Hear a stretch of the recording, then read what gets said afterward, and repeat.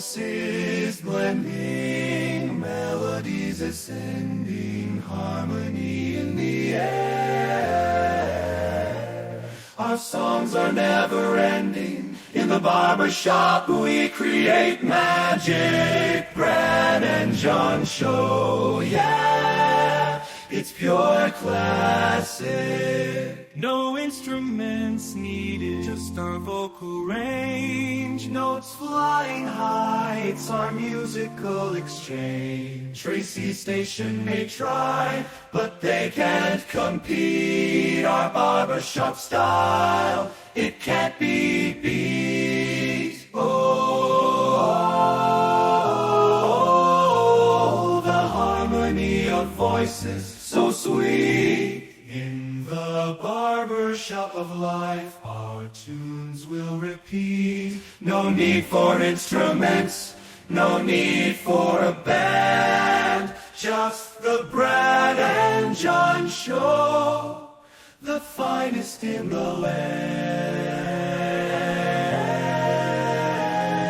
John, the Barbershop boys are here. You know what that means, John? What does that mean, John? The polka boys are on their heels. I bet that's what that means, Brad. That means they're not too far behind because it's Friday, and as the aforementioned John Combest just mentioned,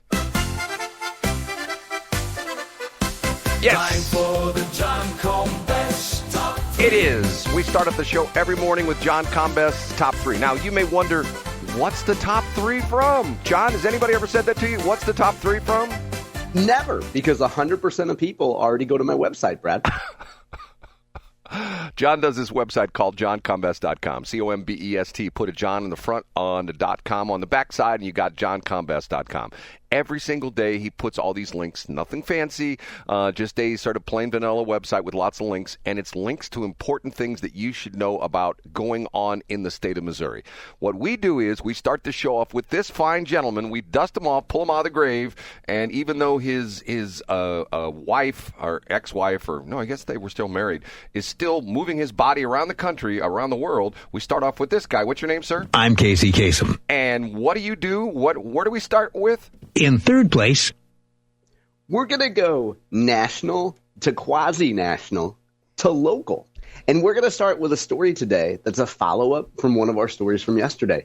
Missouri congressional redistricting. We do have an update. You know, Donald Trump has a social media platform called Truth Social. And yesterday, he announced, before really anybody knew it was coming, that Missouri is in for redistricting. Here's what Trump wrote. The great state of Missouri is now in. In is written in all caps. I'm not surprised. It is a great state with fabulous people. I won it all 3 times in a landslide. We're going to win the midterms in Missouri again, bigger and better than ever before.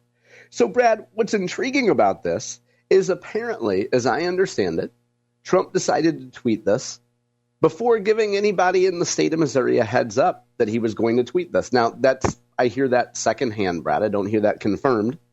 And for his part, here's how Governor Kehoe's office responded. Governor Kehoe continues to have conversations with House and Senate leadership to assess options for a special session that would allow the General Assembly to provide congressional districts that best represent Missourians. Governor Kehoe appreciates President Trump's attention to this issue on behalf of Republicans. So, Brad, I think what Governor Kehoe is saying here is, hey, thanks, President Trump. We always appreciate you shining a spotlight on the state. And we're going to do what's in our best interest here and in the best interest of Missourians. Talk about a tightrope. Brad, imagine writing that statement for the governor and thinking, okay, we have to stand up for ourselves, but we can't make the man so mad that in 2028 he endorses somebody else for governor. You know, John, you're the political guy. You put your ear to the ground every single day of your life for the past 23 plus years.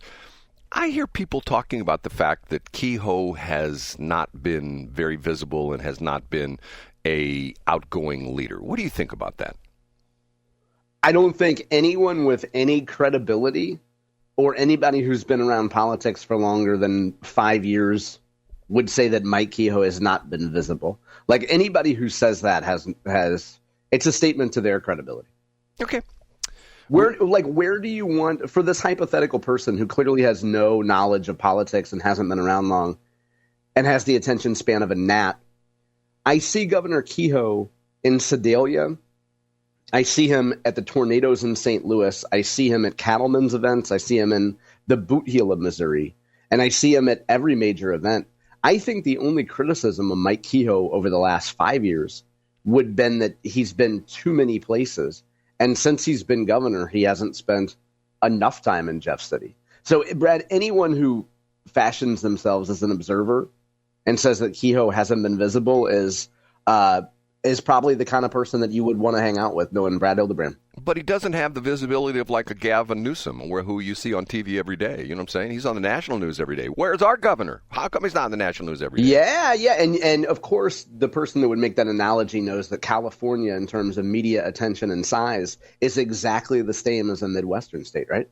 It is very similar. Matter of fact, we have ours very similar. Missouri and California, they're bosom buddies, Brad. If you go to San Diego, they have Mission Beach. You go to the St. Louis area, we have Times Beach. You know, we've got they're both tourist destinations. Right, you can get a good deal on a little place. It's practically La Jolla, you know? You know, see, once again, here's the kind of thing that I would say, if I could buy some of that property in Times Beach, I would. You know, and people go, oh, I can't believe you said that. I mean, once again, you give me a Coldwater Creek frontage property in Florissant or Hazelwood, I buy it. I don't have a problem with that. And by the time they'd give you a payout, Brad, you'd be in the ground for a long period of time. And Brad Hildebrand, you're gonna be surprised that you unwittingly led for once nicely in the story number 2. I never lead nicely in anything. Up a notch to number 2. The Post-Dispatch's Aisha Sultan. Brad, you might be surprised when you see her name. It looks like Aisha, which is the name of many wonderful women that I went to junior high and high school with. But it's actually pronounced Aisha. That's a fun fact for you. She's a big liberal columnist. She's not big. She's actually a dainty spinner-type woman. But I digress. Anyway, she's a big liberal, and she writes for the Post-Dispatch. She put together an actual news story as it was published in the Post-Dispatch. The headline is, St. Louis County Libraries offer help to those applying for compensation for radiation exposure.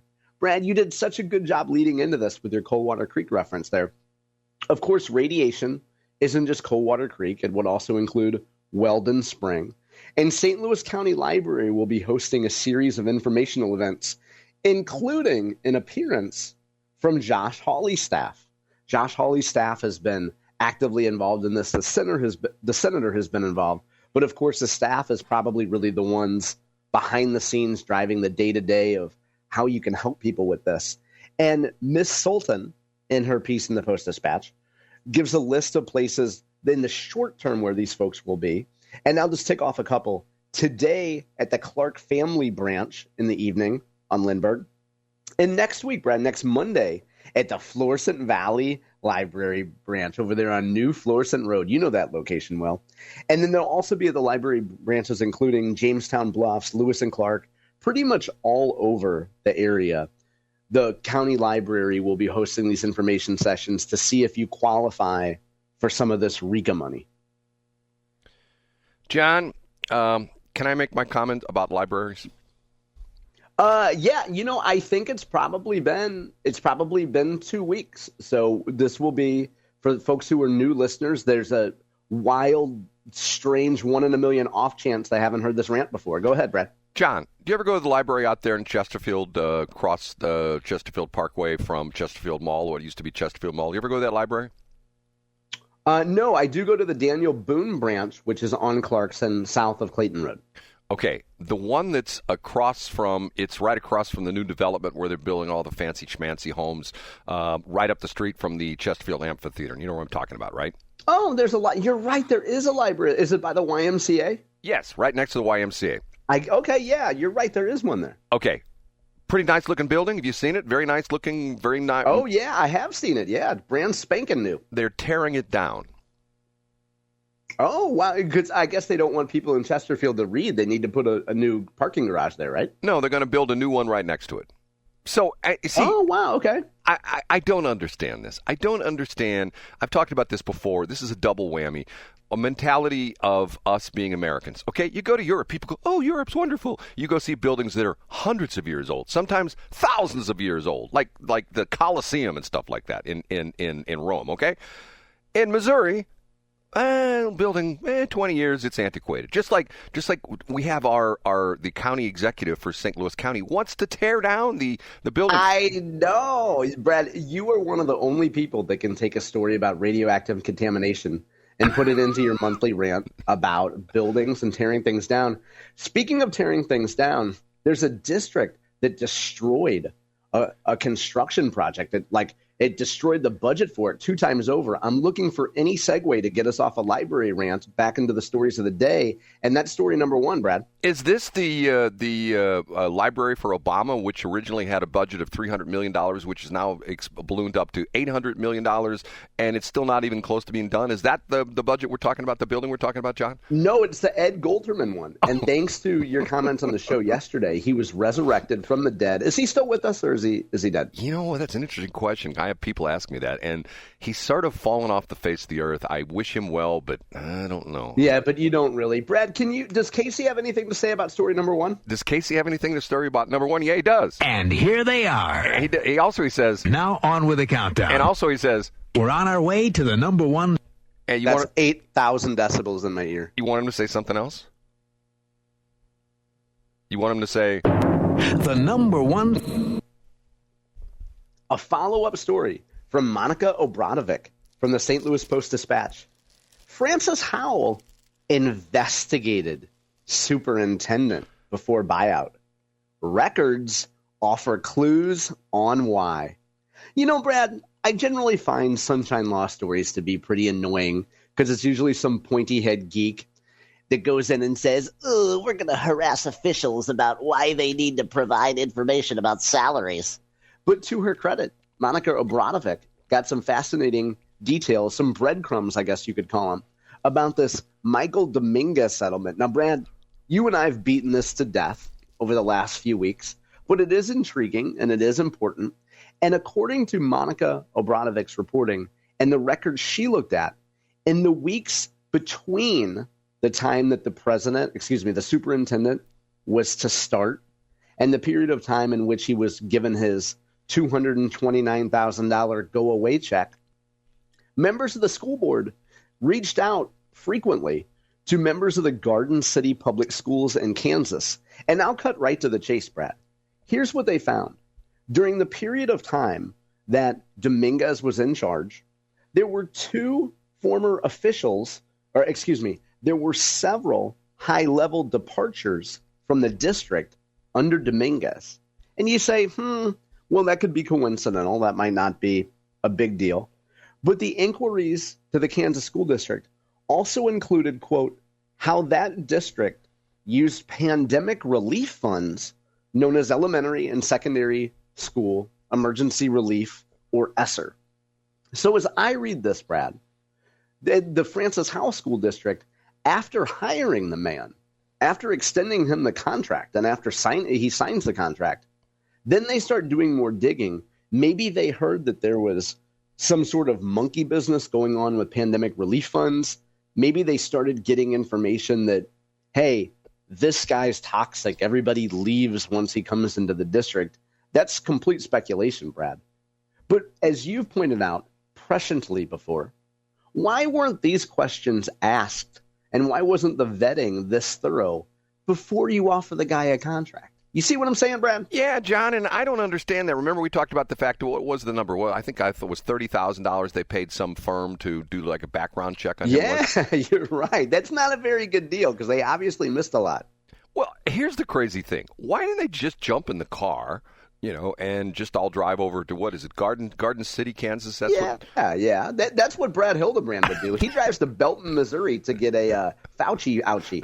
No, that was Raytown, Missouri. Wasn't Belton, but it was close to Belton. But no, I don't get it. I mean, here's what you do.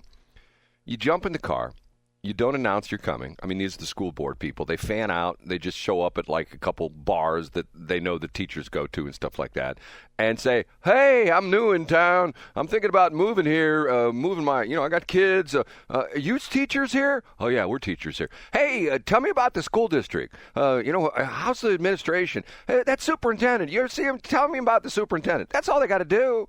Buy a couple rounds of drinks. They find out everything they want, right? Yeah, I mean, and Lord knows teachers talk, right? Right. And then you get some of the school secretaries to talk. Boy, you got the whole picture right and there. You get the school nurse, and she could tell, well, I think he's on some kind of pain medication because he comes in the morning and he's anxious, and then by the afternoon he's sort of like out of it. I think he's taking some kind of pain medication. See, that's all they got to do. They just Yeah, well, and to 2025 it would be a drive-through dispensary. And in Francis Howell, he just can't toke up in the carpool lane, but that's a different story. Yeah, so Brad, this appears to be, why are these things just coming out in August of 2025? And to be fair, I guess the district would have looked at this stuff back in July. But come on. To your point, if you hire a search firm, it's like the memes that say you had one job. If Right. you're a search firm, you have one job. Like kick the tires on this guy. Well, John, I know the whole problem. The whole problem. Oh, yeah? What is it? Well, it's interesting because I don't know if you know this or not, but the board members of Francis Howell School District have to keep a log of the hours they spend on the various topics. And I did not a FOIA because that's a federal. I did a sunshine law, which you mentioned in the previous one. I did a sunshine law investigation. And do you want my tabulations? Yeah. Oh, please do, Brad. The school board in the month of June, this is composite for all the different members, spent 876.5 hours on researching what books should be in the library, and they spent 0.5 hours researching their new superintendent. That's the problem right there. Yeah, I think that's probably fair. And those numbers come from your friend Jane Puszkar. Also, Brad, I thought years ago you would have learned your lesson about showing your log to female employees. Well, see, I'm still upset about Jane Puszkar, what she told me about her father-in-law. He threw all the toys away. I don't get that. Well, didn't I ever tell you this story? Oh, no. No, go ahead. No, first of all, I refuse to believe that there's a story that you haven't told multiple times. But if there's actually a new story in your repertoire, I'd love to hear it. When I met her for the first time, I said to her, are you in relation to the guy who owned the hobby shop up on Bellefontaine Road, south of 270 in Bellefontaine Neighbors? And she goes, that's my father-in-law. And she says, here's his son. And her husband was standing right there. So I started talking to them because that was my favorite place. I used to go to the Puszkar hobby shop right there on the corner of, what would that be, in Chambers and Bellefontaine, I guess it was. And to the point where I bought my favorite toy of all time. This is when I was like in my teens. I bought a Shrike, which was a Cox COX. Not what do you think, John? A Cox, one of those little airplane engine kind of things. And but it didn't have wings. It had wheels, and you put it on the ground, and it went around real fast and stuff like that. Anyway, I spent a lot of money at the Puszkar hobby shop, and his son, who is Jane Puszkar's husband, said, well, you won't probably want to hear this story. And I go, no. And he says, when he decided he was going to close down the shop, he did a going out of business sale, and he didn't sell much. So he took all the stuff from the shop and threw it in the dumpster and closed the shop down. I'm thinking to myself, and here's the amazing thing, John. That stuff that he threw in the dumpster, new in boxes, if it were on eBay today, was probably $500,000-$600,000 worth of stuff, because holy cow, are you serious? All that hobby. Well, here, for example, I'll do my homework on this. If I go on eBay right now, and this is a Cox Shrike, okay? If I go on eBay right now, and I'm going to do this, we'll go into to B Block. Matter of fact, right when I start my B Block, I will tell you, I think I paid $25 for my Cox Shrike. I've seen them on eBay for as high as $2,000. Because of the fact that they haven't been made like in 30 years, maybe 40 years. And there's guys like me who back in our younger years, it was an incredible toy. We loved it. We had so much satisfaction, so much fun from it. We want it back. It's the same reason why the muscle cars are all like a Chevy Chevelle that you could buy new for $3,000 and not worth $150,000, because guys like me who drove beaters back in high school and unfortunately still do. Now most people in your demographic can actually afford to go out and buy one of those. But the price has gone way up because of the fact that everybody wants one. There were only so many of them made. And they're in high demand. And I stand corrected, Brad. You told this story on April 12th, 2024 in C Block, and I made a note of it on our blog. And by the way, John, so I was wrong. I misremembered. And I remember the conversation we had actually, Brad, because I went to school with a gentleman named Jason Puszkar, and we talked on C Block that day about the fact that it was probably related. Yeah. Okay. Also, today, I did not hear back from housework before we go into the B Block. I did not hear back from I can't believe he didn't text you back, Brad. Kevin Killeen. I left him a voicemail, but of course I understand that in the John Combest School of Etiquette, I should have sent him a telegram first to tell him I was going to give him a phone call, which would allow me to text him. I think that's maybe he has a life and figures talking to you is a waste. But what's bothersome to me is, if I'm not mistaken, I think Steve Ellman's going to be on Mark Cox's show this morning, so I tried to get him on this show. And by the way, that's good. I mean, if I'm him, do you go talk to Brad Hildebrand or do you talk to Mark Cox? Well, I would if I were him. Brad, did you give Kevin Killeen his first job? Did he used to work for you? I didn't give him his first job, but he worked for me for a long time, and he was a great guy. He was the best reporter I ever had. Okay, two things. First off, I have Mark Lamping stuff to tell you because, to a certain extent, our interview with Mike Elam has stirred the pot a little bit. I don't know if you've seen this on you're the king of X, so you probably already saw some of this interaction on X. And also, I have a female listener to the station, and we, believe it or not, talk radio is mostly male, but we have our fair number of female listeners. And I'm sure she has something pithy, Pithy, to say, Brad. No, and it's about you. Yeah, that's why I said I'm sure it's pithy. Yeah. Now, is it the same woman that did the thing like a year ago, how they do the trope of, oh, it's LDE, or oh, who hurt him? Is it that type of stuff? I don't think so. It's still a bit different. Oh, okay. Yeah, I can't wait to hear it, Brad. We haven't heard from Agnes in a long time. This isn't Agnes. It's somebody. It's Go ahead. one of our female listeners.